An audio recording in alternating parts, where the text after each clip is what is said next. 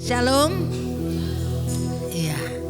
Hari ini adalah hari yang penuh dengan kemenangan buat kita. Hari yang penuh dengan sukacita karena kita berhasil mengalahkan segala keinginan-keinginan yang lain dan kita ada melangkah ke rumah Tuhan untuk mendengarkan firman Tuhan. Saudara yang kekasih di dalam Tuhan, minggu yang pertama bulan ini saya mengajak Bapak Ibu Saudara untuk belajar dari kitab Hakim-Hakim, di mana kita di sana belajar tentang Allah yang penuh dengan kasih karunia. Tetapi pada saat yang sama, Allah adalah Allah yang adil, yang tidak pernah membiarkan pelanggaran-pelanggaran tanpa disiplin. Dan pada pagi hari ini saya ingin kembali mengajak Bapak Ibu Saudara untuk belajar dari satu kitab di dalam Perjanjian Baru, yaitu kitab Filipi. Saya ingin mengajak saudara untuk belajar tentang satu tema yang kadang kita pikir mudah untuk kita sebutkan, tetapi ternyata dalam prakteknya tidak semudah yang kita bayangkan. Karena apa? Kadang kita mengandalkan kekuatan kita sendiri. Dan pada pagi hari ini firman Tuhan saya beri judul, bersukacitalah di dalam Tuhan, yang diambil dari surat Filipi pasal yang keempat ayat yang keempat. Kita akan baca bersama-sama. Filipi pasal yang keempat ayat yang keempat, demikian bunyi firman Tuhan. Bersukacitalah senantiasa dalam Tuhan. Sekali lagi kukatakan, bersukacitalah. Kita baca bersama-sama ayat ini. 1, 2, 3. Bersukacitalah senantiasa dalam Tuhan. Sekali lagi kukatakan, bersukacitalah. Silakan ditutup slide-nya dulu Bang Jojo. Pertanyaan saya begini. Menurut Bapak Ibu Saudara, apa bedanya senang dan sukacita? Oke. Apa bedanya senang dan sukacita? Kedengarannya sama ya. Orang senang ya senang. Orang bersukacita ya senang juga. Tapi apa bedanya? Nah, untuk membedakannya saya ingin kasih satu gambaran. Saya sedang marah kepada seseorang karena saya diperlakukan tidak adil. Saya sedang marah. Tapi sementara saya marah, tiba-tiba saya dapat telepon dari seseorang. Dan orang itu mengaku bahwa dia adalah petugas bank. Di telepon itu dan dia mengatakan, "Ibu selamat ya, saya dari BCA." Bulan Januari atau bulan berapa biasanya ada undian ya di BCA atau di bank-bank. Kemudian dia telepon saya, "Ibu selamat ya, ibu dapat menjadi pemenang. Ibu dapat hadiah mobil BMW." Kira-kira ibu yang tadinya marah-marah, kira-kira perasaan ibu gimana? Senang ya? Haleluya, senang. Jadi marahnya langsung hilang gitu. Kita sudah senang-senang ngobrol dengan, "Oh iya, bagaimana caranya ini?" Dia sudah jelasin. Tiba-tiba terakhir kalimat orang itu bilang, "Tapi maaf ibu, ini bohong." Perasaan ibu gimana? Marah lagi kan? Jadi itu senang sesuatu yang dipengaruhi oleh sesuatu yang dari luar. Saya marah, terus ada berita yang membuat saya gembira karena dapat hadiah. Saya bisa dalam waktu singkat kemarahan saya berubah menjadi senang. Tapi dalam waktu singkat karena tahu dibohongin, marah lagi, itu senang. Tetapi sukacita beda. Sukacita adalah sesuatu yang bersumber dari hati kita, yang tidak dipengaruhi oleh apapun juga. Karena sukacita itu bersumber dari Tuhan yang mengontrol hidup kita, mengontrol pikiran kita, sehingga sekalipun ada sesuatu yang terjadi yang tidak sesuai dengan harapan kita, kita masih bisa tetap bersukacita, masih bisa tetap bersikap tenang. Itulah bedanya sukacita dan senang. Senang itu bisa datang sewaktu-waktu dan bisa pergi sewaktu-waktu. Tetapi sukacita yang datangnya dari Tuhan, jadi setiap orang yang mengandalkan Tuhan, menyandarkan hidupnya kepada Tuhan, dan membiarkan Allah mengontrol hati dan pikirannya, orang itu akan menikmati sukacita sehingga dia dapat tersenyum walaupun situasi di sekelilingnya tidak mendukung. Dan senyumnya itu bukan senyum pura-pura, bukan yang seperti dikatakan oleh siapa tuh yang mengatakan hati menangis namun bibir tersenyum, bukan itu, tetapi tersenyum yang memang muncul dari dalam hati kita. Ya. Nah, surat Filipi adalah surat yang ditulis oleh Rasul Paulus dan dikirim kepada jemaat yang didirikan oleh Rasul Paulus. Dalam perjalanan misi yang kedua, Rasul Paulus mampir di Filipi dan melayani di sana dan mendirikan jemaat di sana. Kemudian setelah jemaat di sana berdiri, Rasul Paulus mengadakan perjalanan lagi dan terus mengadakan perjalanan penginjilan, dan pada akhirnya dalam perjalanan misi berikutnya Rasul Paulus ditangkap. Ditangkap bukan karena melakukan yang jahat, ditangkap bukan karena kejahatan, ditangkap karena pemberitaan Injil. Dan dalam pemberitaan Injil dia ditangkap, dan jemaat yang mendengarkan, jemaat yang mengasihi Rasul Paulus mendengar kalau Rasul Paulus ditangkap dan dipenjarakan merasa sedih. Saudara, kira-kira kalau Bapak Ibu Saudara mendengarkan orang yang melayani Tuhan, orang yang sangat saudara kenal sebagai orang yang sangat baik, tiba-tiba ditangkap dan dipenjara, perasaan ibu gimana?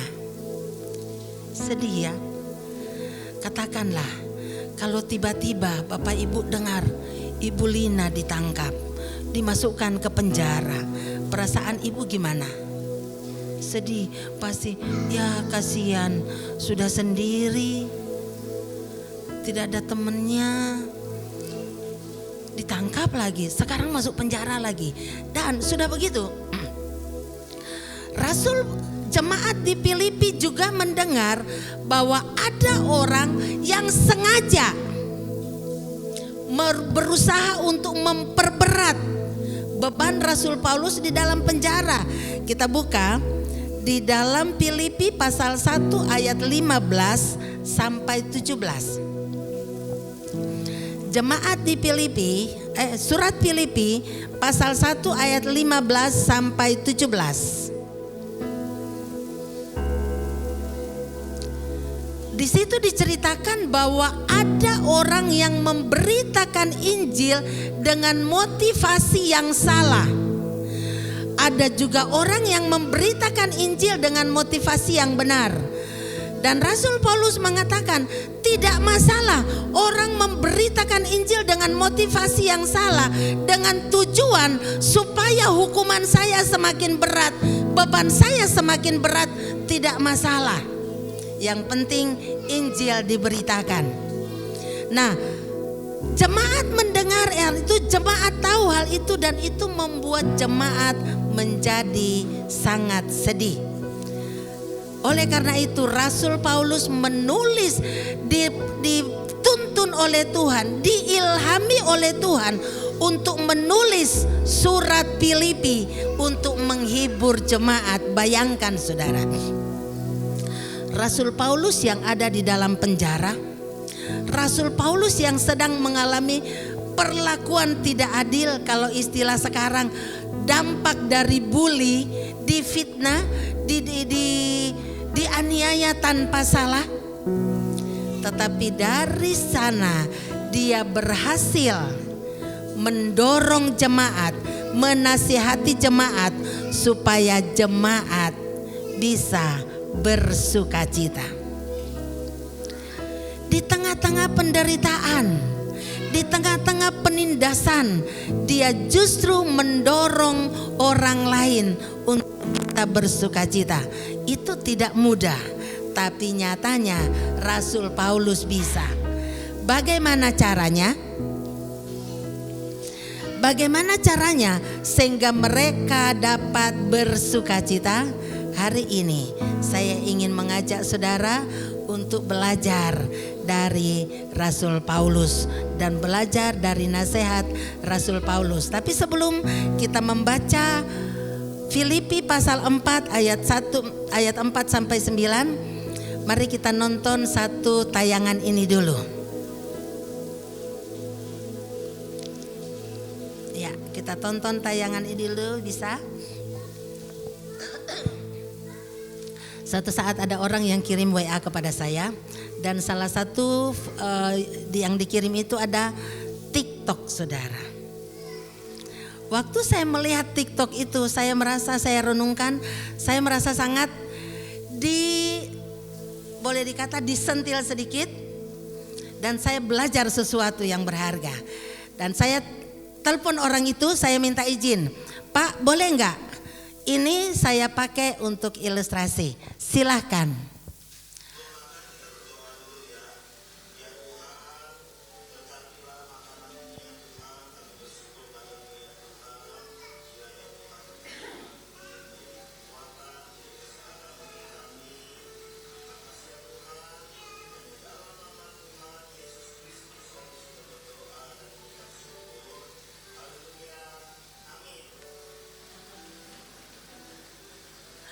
Iya, saudara. Waktu melihat TikTok itu, apa yang saudara pikirkan? Saudara boleh saya berikan kesempatan untuk memberi komentar. Satu dari sini, satu dari sini. Waktu melihat TikTok itu, apa yang Bapak Ibu pikirkan? Dari sini dulu. Ya. Kenapa? Patuh. Oke. Patuh. Anjing itu patuh. Biasanya kalau anjing, saudara, kalau lihat makanan yang memang dia suka, apa yang akan terjadi? Tidak tunggu, langsung lihat, bahkan kita baru pegang saja sudah lompat-lompat untuk ngambil. Tapi anjing ini taat, disuruh berdoa taat dia. Oke, dari sini. Koyonanda, kira-kira apa yang Koyonanda pikirkan waktu melihat TikTok itu? Belajar mengucap syukur. Anjing aja bisa diajak mengucap syukur, saudara. Lah, kalau kita manusia tidak belajar mengucap syukur, malu dong sama anjing. Betul? Ya. Dan waktu saya melihat TikTok itu, yang muncul dalam pikiran saya begini. Binatang saja kalau dilatih untuk berdoa bisa mengendalikan keinginan. Betul ya? Keinginan makannya itu tertahan hanya karena Tuhannya bilang, "Yuk kita berdoa dulu yuk." Di situ dia tulis begini, "Lala lolo, kita berdoa dulu ya." Dia diam. Tunggu amin baru dok. Ya. Nah, kita akan belajar dari firman Tuhan tentang bagaimana caranya supaya kita tetap bersukacita, dan salah satu adalah yang kita pelajari dari anjing ini. Mari kita akan baca dulu Filipi pasal 4 ayat yang keempat sampai dengan ayat yang ke-9. Filipi pasal 4 ayat yang keempat sampai dengan ayat yang ke-9, demikian bunyi firman Tuhan. bersukacitalah senantiasa dalam Tuhan. Sekali lagi kukatakan, bersukacitalah. Hendaklah kebaikan hatimu diketahui semua orang, Tuhan sudah dekat.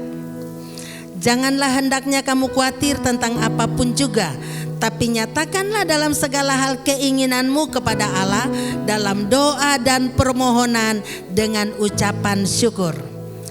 Damai sejahtera Allah yang melampaui segala akal akan memelihara hati dan pikiranmu dalam Kristus Yesus. Jadi akhirnya saudara-saudara, semua yang benar, semua yang mulia, semua yang adil, semua yang suci, semua yang manis, semua yang sedap didengar, semua yang disebut kebajikan dan patut dipuji, pikirkanlah semuanya itu. Dan apa yang telah kamu pelajari, apa yang telah kamu terima, dan apa yang telah kamu dengar, dan apa yang telah kamu lihat padaku, lakukanlah itu, maka Allah sumber damai sejahtera akan menyertai kamu. Dari ayat-ayat ini kita dapat belajar bagaimana caranya supaya kita dapat tetap bersukacita dalam situasi apapun. Seperti Rasul Paulus ada dalam penjara, tetapi dia tetap bersukacita. Bagaimana caranya supaya sekalipun kita dalam keadaan sakit, kita masih tetap bisa bersukacita? Bagaimana caranya sekalipun kita sedang difitnah, kita masih tetap bisa bersukacita? Bagaimana caranya sekalipun kita dalam keadaan kekurangan, kita masih bisa bersukacita?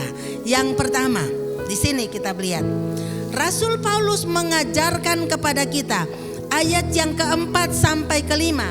Di situ dikatakan, bersukacitalah senantiasa dalam Tuhan. Sekali lagi kukatakan, bersukacitalah. Hendaklah kebaikan hatimu diketahui semua orang, Tuhan sudah dekat. Mari kita mengingat kembali bahwa Tuhan menciptakan kita dengan satu tujuan, supaya orang melihat kebaikan kita dan Tuhan dipermuliakan. Untuk kita bisa tetap bersukacita, kita buat satu rem dalam diri kita. Remnya adalah selalu mengingat kepada tujuan Allah untuk menciptakan kita, supaya kita bisa mempermuliakan Allah melalui kehidupan kita. Di sini dikatakan begini, kenapa Rasul Paulus menyuruh kita untuk bersukacita? Tuhan memerintahkan kita melalui Rasul Paulus supaya tetap bersukacita. Di situ dikatakan supaya kebaikan hatimu dilihat oleh semua orang. Kalau kebaikan hati kita dilihat oleh semua orang, kita sedang mempermuliakan nama Tuhan. Kapankah kira-kira orang bisa melihat bahwa kita ini orang baik hati? Kapankah orang dapat melihat bahwa kita ini orang yang sabar? Kapankah orang dapat melihat bahwa kita ini orang yang tenang? Apakah dalam keadaan damai? Apakah dalam keadaan semuanya aman? Tidak. Justru orang akan melihat bahwa kita ini adalah orang baik.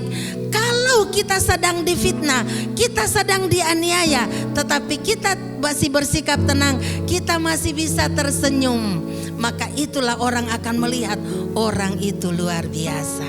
Makanya firman Tuhan, ada lagu sekolah minggu yang mengatakan, dalam suka dukaku kan tetap tersenyum, diolok dihinaku kan tetap tersenyum.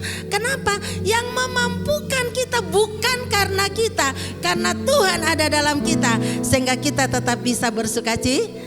sukacita.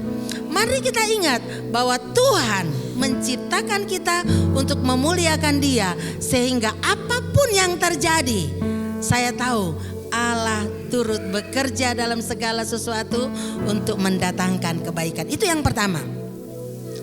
Yang kedua, bagaimana caranya supaya kita tetap bersukacita? Kenapa kadang orang kehilangan sukacitanya? Kenapa orang kehilangan damai sejahtera? Karena apa yang kita pikirkan itu tidak sesuai dengan kenyataan. Seringkali kekhawatiran menguasai hidup kita. Dan di sini Rasul Paulus menasihatkan kepada kita. Tuhan berbicara kepada Rasul Paulus dan mengingatkan kepada kita bahwa janganlah hendaknya kamu khawatir. Di dalam ayat yang ke-6 di sana dikatakan, janganlah hendaknya kamu khawatir tentang apapun juga. Tapi Tuhan juga tahu bahwa sebagai manusia kita nggak pernah lepas dari kekhawatiran. Betul ya? Contohnya,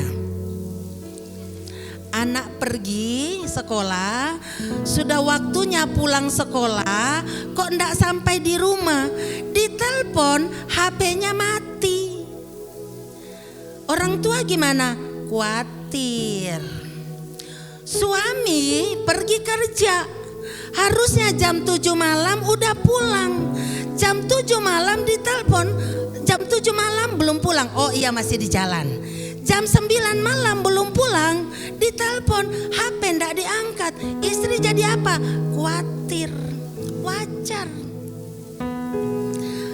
Istri pergi pasar, harusnya sudah pulang, sampai jam 9 pagi belum ada. Kok ditunggu-tunggu ndak datang? Nah, akhirnya suami atau anak pasti khawatir, mamaku kemana? Khawatir. Nah, wajar. Nah, tetapi di sini dikatakan, kalaupun kamu khawatir, apa yang harus kita lakukan? Di situ dikatakan. Tapi ayat yang ke-6b, tapi nyatakanlah dalam segala hal keinginanmu kepada Allah dalam doa dan permohonan dengan ucapan syukur. Kalaupun muncul kekhawatiran dalam diri kita, yang perlu kita lakukan curhat kepada Tuhan. Dalam curhat kita nyatakan keinginan kita apa, kekhawatiran kita apa, dengan caranya mengucap syukur. Nah, jadi 3 hal. Kalaupun terjadi kekhawatiran dalam hidup kita, mari kita curhat. Curhatnya kepada siapa? Tuhan. Jangan curhat kepada tetangga. Curhat kepada tetangga, akhirnya mulut ember. Akhirnya rahasia rumah tangga kita diketahui semua orang. Curhat kepada Tuhan. Dalam curhat kita apa? Kita berdoa. Dan mengucap syukur. Tapi wahai anak-anak sekolah, tolonglah mama dan papamu. Jangan membuat mereka sering khawatir karena kalian pergi pulang sekolah, harusnya pulang sekolah tidak langsung pulang, tapi ngelayap kemana-mana. Tidak kasih tahu mama. Akhirnya mama jadi khawatir. Mama khawatir. Ya kalau sudah bisa praktekkan firman Tuhan, dia berdoa. Tapi kalau belum bisa, yang ada ngomel. Betul? Betul ibu-ibu? Kalau anak pergi tidak pulang-pulang, terus dihubungin, enggak bisa. Nanti kalau anak pulang disambut dengan baik enggak? Yang ada dimarahin. Ya, betul. Jadi tolonglah mamamu, tolonglah papamu. Itu yang kedua. Yang pertama tadi, ingat bahwa kita diciptakan untuk mempermuliakan Tuhan. Yang kedua, Ingat, kalau ternyata ada sesuatu yang mengganggu pikiran kita, jangan curhat kemana-mana, curhat kepada Tuhan. Dan nyatakan keinginan kita dan belajar untuk mengucap syukur. Ingat bahwa Allah turut bekerja dalam segala sesuatu untuk mendatangkan kebaikan. Yang ketiga, apa yang harus kita lakukan untuk kita bisa tetap mengucap syukur? Yang ketiga yang bisa kita lakukan adalah kita mempraktekkan firman Tuhan di dalam ayat yang ke-8. Di situ dikatakan begini, ayat yang ke-8 mengatakan apa? Kita baca ayat 8. Jadi akhirnya setelah dia nasihatkan di atas, curhat, nyatakan keinginan. Jadi akhirnya saudara-saudara, semua yang benar, semua yang mulia, semua yang adil, semua yang suci, semua yang manis, semua yang sedap didengar, semua yang disebut kebajikan dan patut dipuji, pikirkanlah semuanya itu. Yang ketiga yang harus kita lakukan adalah belajar berpikir positif. Jangan memikirkan yang negatif-negatif. Amin. Saya ambil contoh anak muda. Ini anak muda yang banyak soalnya. Kalau anak muda biasanya kan ada yang namanya anak muda sedang pacaran. Terus suka telpon-telponan. Kadang sampai malam, sampai sudah mau tidur juga masih telpon-telponan. Kemudian telpon pacar, tidak diangkat. Kemudian telepon pertama tidak diangkat, telepon kedua belum diangkat juga, mulai galau. Ini lagi ngapain dia ya? Lagi ngobrol sama siapa dia ya? Mulai pikir, oh tadi dia pergi. Waduh, dia pergi sama siapa ini? Mulai pikiran negatif muncul. Akhirnya mulai curiga. Ternyata kemarin itu di gereja saya lihat dia lirik-lirikan sama si A. Jangan sampai dia sedang telepon-teleponan sama dia nih. Nah, sudah mulai ada bibit kecurigaan, mulai ada pikiran-pikiran negatif, dan akhirnya waktu ketemu bisa ngobrol aman gak saudara? Yang ada terjadi apa? Marah.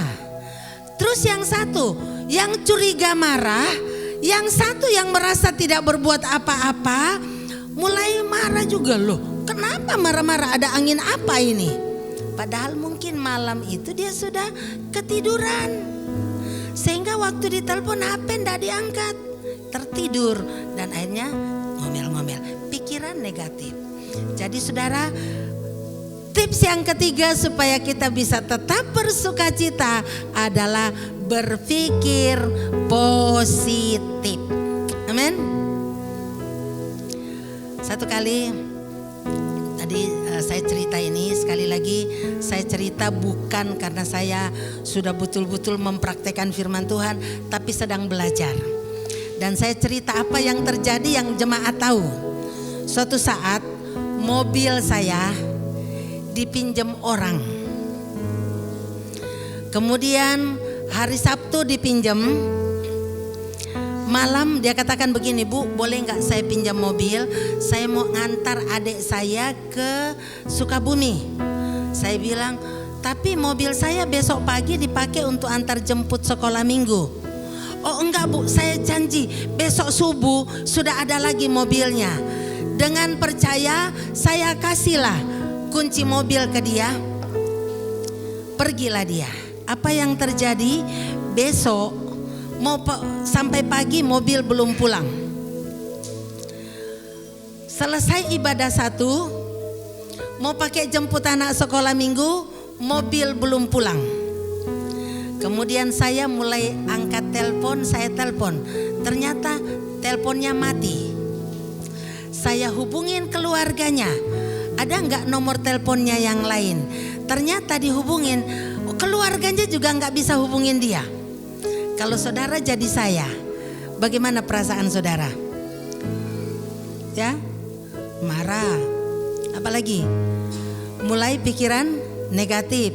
Waduh, mobilnya dibawa kemana ini gitu ya. Kemudian memang udah Bu, lapor aja ke polisi. Tetapi saudara tahu waktu itu apa yang saya lakukan? Saya hanya berdoa begini. Secara manusia saya khawatir. Secara manusia saya kepikiran, ini mobil, ini saya angsur, baru juga lunas, sekarang masa hilang.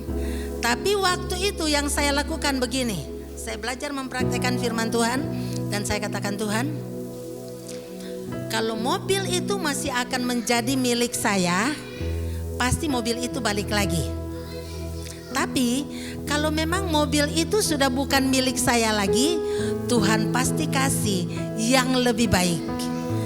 Dengan berpikiran seperti itu, akhirnya saya bisa bersikap tenang. Yang lain ya sudah banyak komentar-komentar, udah lapor aja polisi, Ibu Sisi sabar amat sih dan sebagainya, pokoknya gitulah. Tapi saya bersyukur bukan karena saya tahu itu bukan karena saya, tetapi karena saya mempraktekkan firman Tuhan.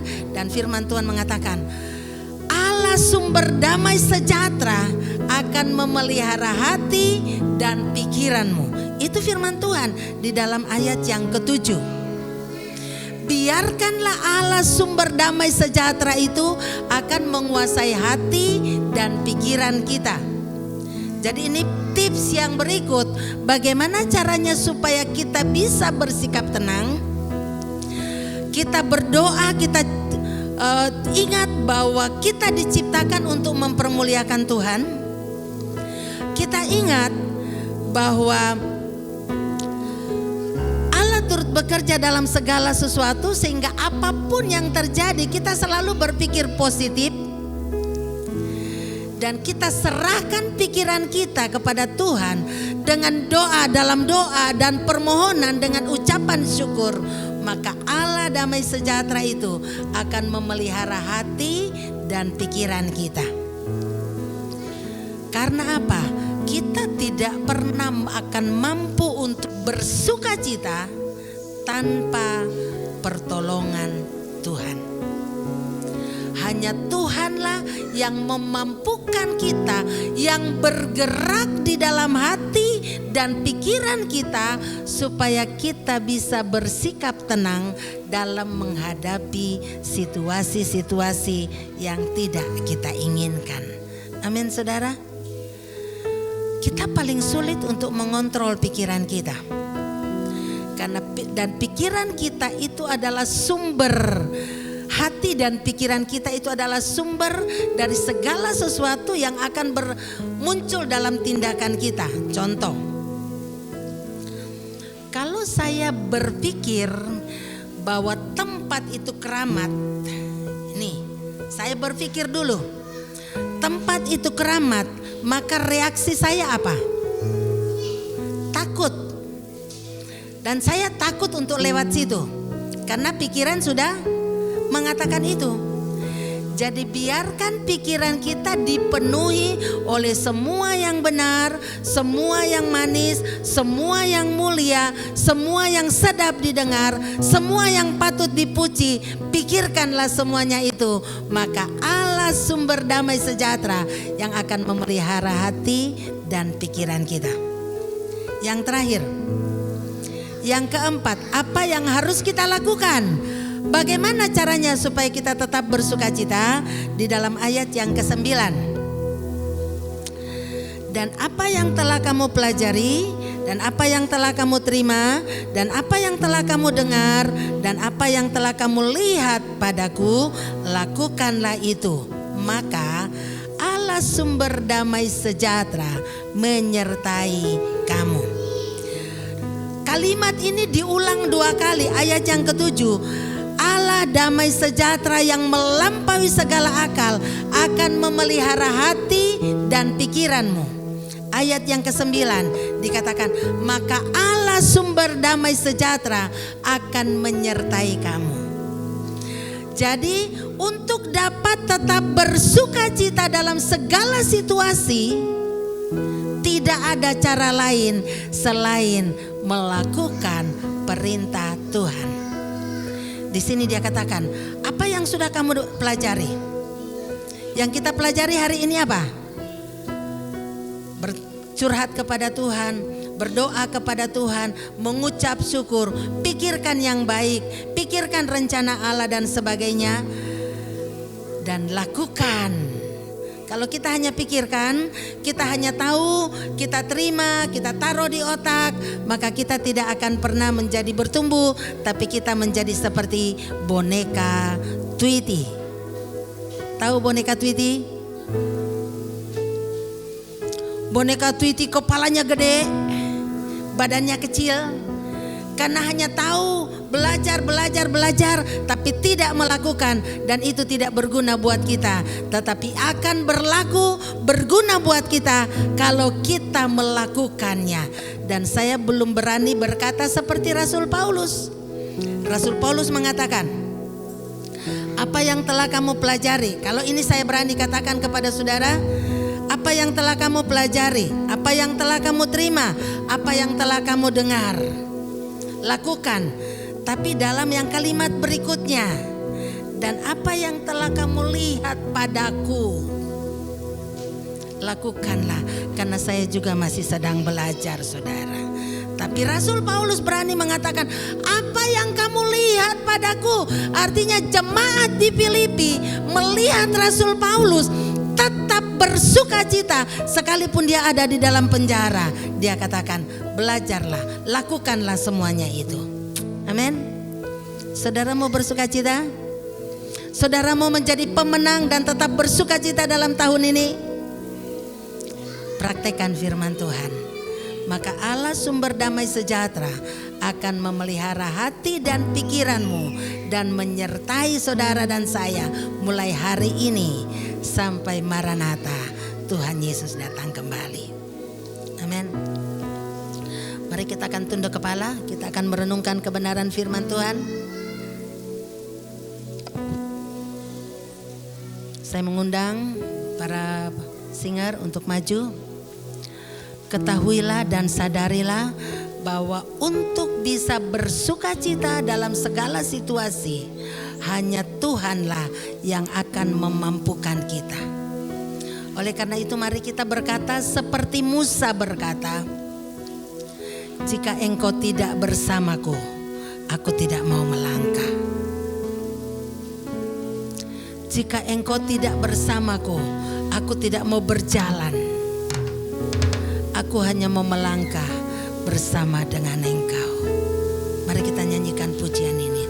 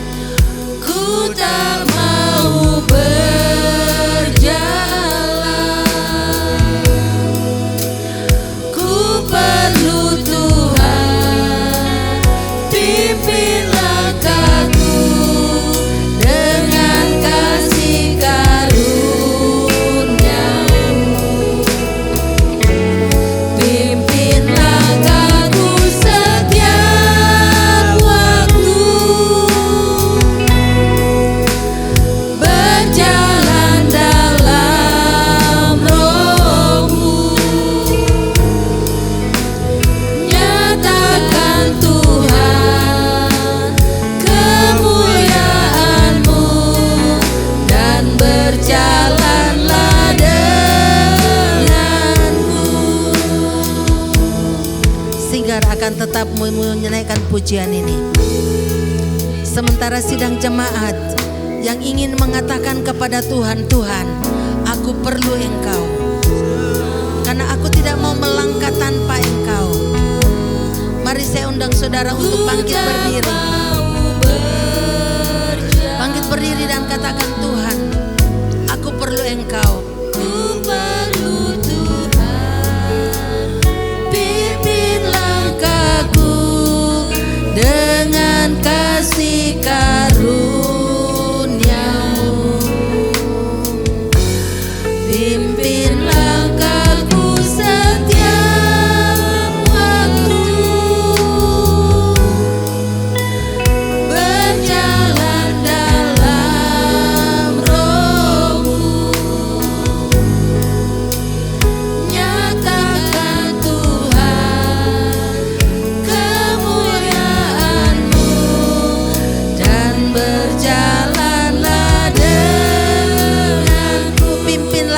setiap waktu, pimpin langkahku setiap waktu,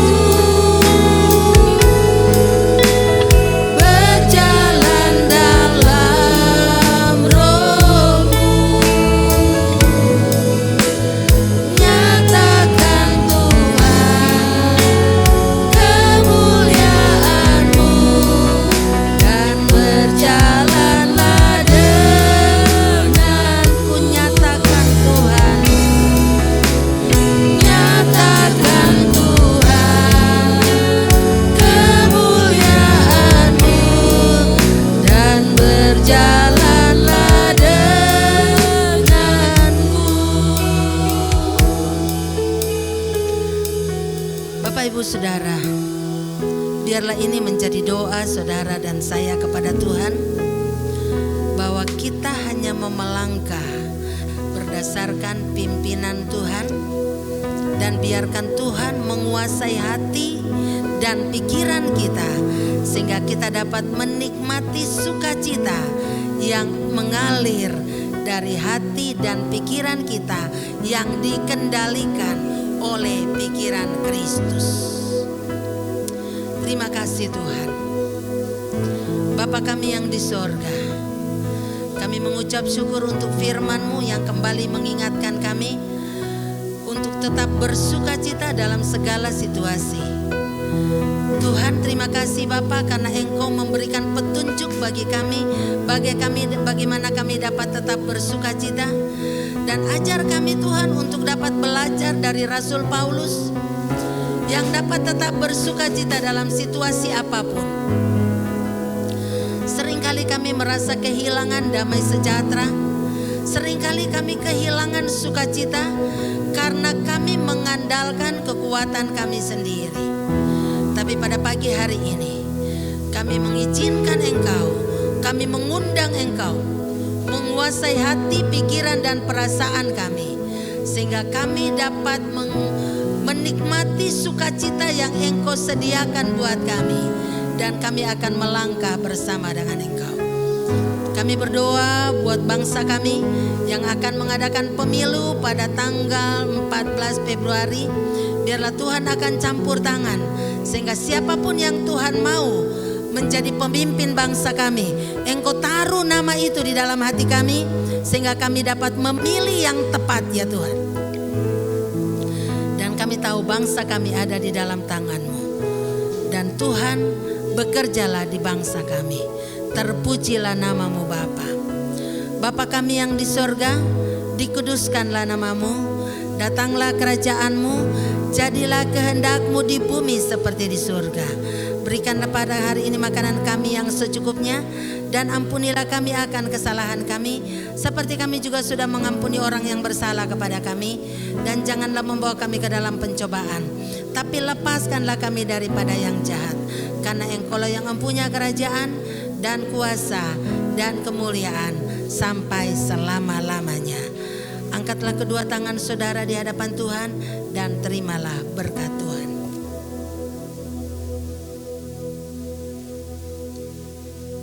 Tuhan memberkati engkau dan melindungi engkau. Tuhan menyinari engkau dengan wajah-Nya dan memberi engkau damai sejahtera. Tuhan menghadapkan wajah-Nya kepadamu dan melimpahi engkau dengan sukacita yang melimpah. Sebagaimana Tuhan memerintahkan kepada kita bahwa damai sejahtera yang diberikan kepada kita, ditinggalkan bagi kita, berbeda dengan damai sejahtera yang diberikan oleh dunia. Kami mau menikmati damai sejahtera yang berasal daripada-Mu. Dan biarlah damai sejahtera Allah yang melampaui segala akal menguasai hati, pikiran dan perasaan kita semua, mulai hari ini sampai Maranatha, Tuhan Yesus datang kembali. Haleluya.